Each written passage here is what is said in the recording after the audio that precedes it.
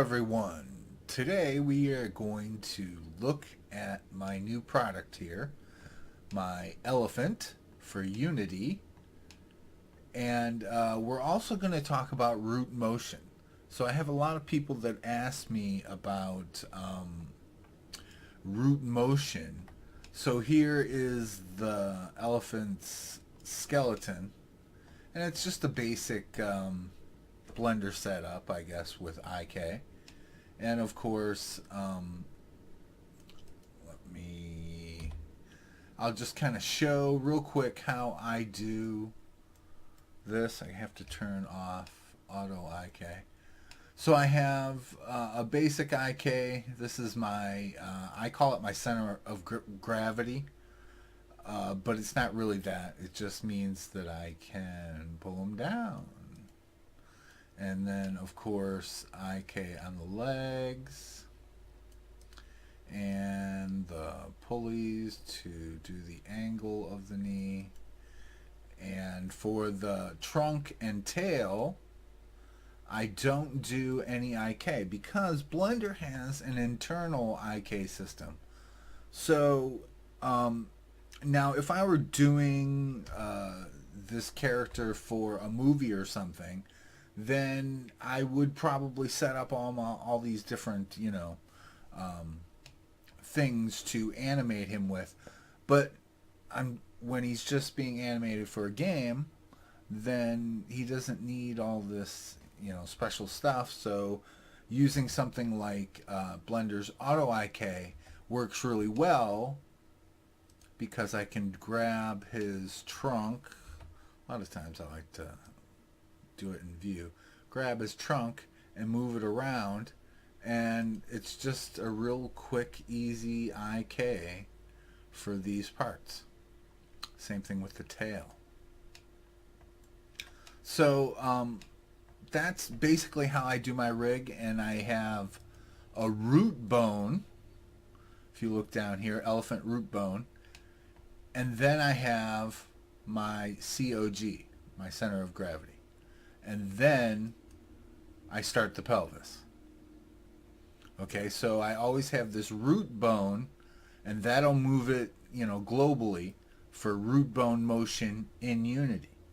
Okay, now you might not have, maybe you didn't set up this rig or whatever, the rig you're using. So you might not have this root bone. So if you don't have this bone, then either this one or your pelvis bone is going to end up being your root bone. Okay, now I just like doing my rig this way because, using the IK. And that's here. This is another note that if you do opt to use Blender's Auto IK, then my center of gravity IK no longer works. So you have to go back and forth. So like right now, if I tried to pull it up and down, it's not doing anything. And if I go into side view and I grab it and I see it's not working the way it should. Now if I turn off that auto IK, now it's working again. But then I can no longer use the IK here. So then I have to turn it back on. So that's kind of the pain in the ass, and I don't think there's a shortcut for that, is there? No. But it's not that big a deal. So, of course, you would have to, when you're doing your root motion, I always label mine with a little M for motion next to it. And if we look at this inside view, we can see that root bone is moving. So let me reset this. There we go. So that root bone now I have for this animation versus if I switch to the normal animation where this is not moving. See, now for the root motion one, so I supply both for my elephant. Now that root motion one will keep continuing on in Blender, or in Unity, sorry. And we'll look at that in Unity.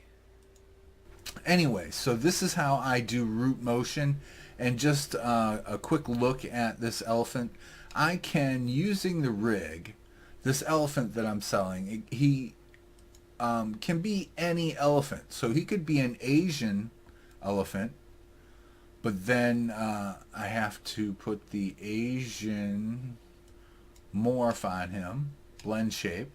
So now he's an Asian elephant. Now I could also make him an African baby elephant. And I have to put the proper morph, blend shape on him. Just like that. African baby. And then I can also do a Asian baby. So just like that, and put the proper morph on him. Oops. There he is. And so that's a quick look at the elephant, but I mean, he can do a lot more. Let's go back to the African default, change his. But then there's also morphs to make his tusks longer. You could angle the tusks in or out. There's morphs to make one tusk broken.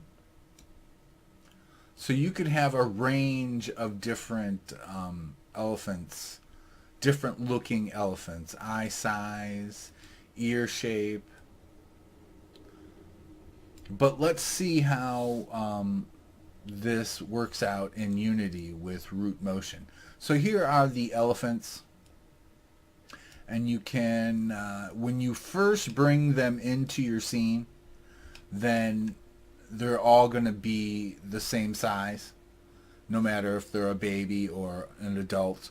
And they won't really change until you apply their animation.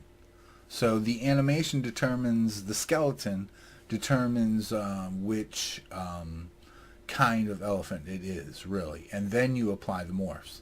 So if I play this scene, now we have all the different elephants together. So here's the Asian elephant, the African elephant, the Asian's baby. Now they're just wearing, I'm giving 3 different textures, color options for them. Here's the little baby one. And here's one thing I have to mention in Unity 5. I mean, even in the scene viewport here, not even in the game engine one, but I mean, look at how nicely everything looks just from the viewport. So that's a quick look at the elephant, and now we'll see how that root motion, how we get that root motion to work. So I'll do the African elephant, and we'll open up this pretty far. And I always set, you know, Unity changed this with scale, so I always set it to 100. But you can set it to whatever you want. And here the rig is generic, because this is a custom rig. It's a custom animal, okay, that I created. It's my rig. So I'm using a generic rig. And then I need, if I'm going to use root motion, if you're not going to use it, you don't have to do this.